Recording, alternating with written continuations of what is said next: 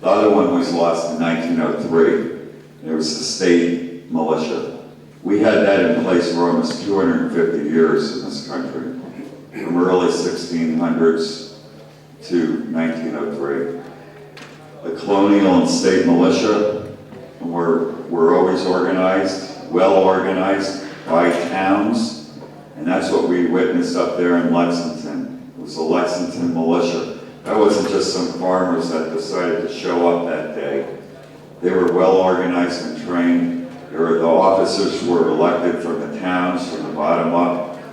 Not what we have today, this Department of Homeland Security at FEMA, all the way down, federalized, with purse strings, right down to our local police.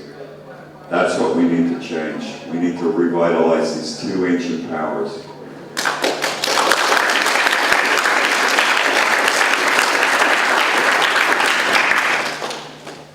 This petition right here, I believe it's our powerful weapon. The committees of safety are like Michael said, are an educational group involved in lobbying our legislators in their most vital constitutional duties. And we're supporting them in upholding their most vital constitutional duties. But before you leave today, I hope you join us, sign up. We have petitions out in the lobby there.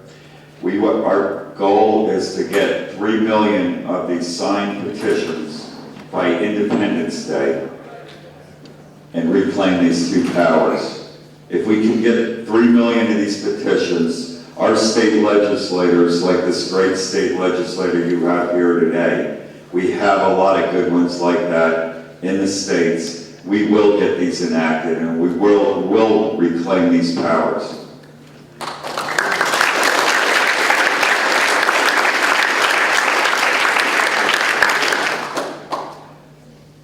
There's a whole movement right now. We are winning on this level. I believe it's 39 states have introduced sovereignty, 10th Amendment bills, sovereignty resolutions. It's a good first step, but it doesn't have the teeth. This is what puts the teeth into it.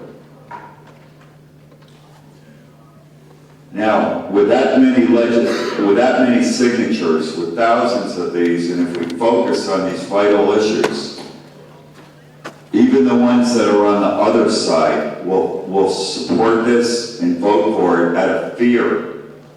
And they need that, out of fear that they'll lose their seat. If you don't want to sign up, we're supporting your candidate who's running against you that will represent the people.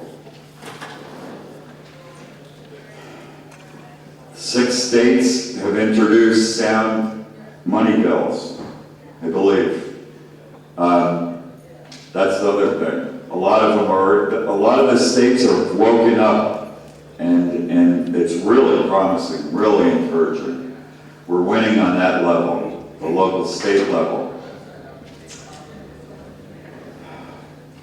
I want to tell a little story. So I got a few minutes here. Just a little bit about the structure of what it used to be like. In December 15th, 1760, Elias Judd was born in South Coventry, Connecticut. On his 16th birthday, December 15th, 1776, he reported for duty. He signed up for the Connecticut Militia, 5th Regiment. That was the system then, all males between 16 and 60, and it had been that way for 150 years in this country. His next door neighbor, 3 months earlier, was captured in New York. His name was Nathan Hale.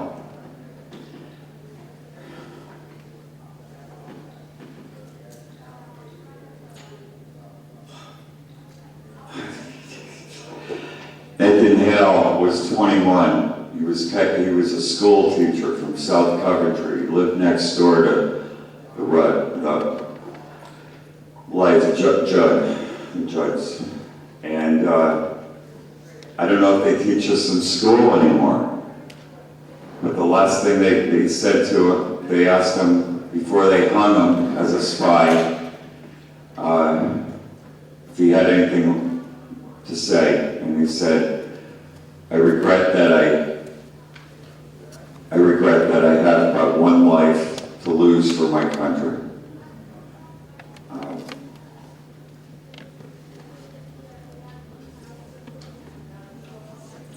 I stopped there on the way back from Lexington. I'm real emotional about this. Elias Judd was my ancestor. And the house is still there. His older brothers were friends with Nathan. But that's the kind of men we had then. That's the kind of men and women we need today. We want to take back the country.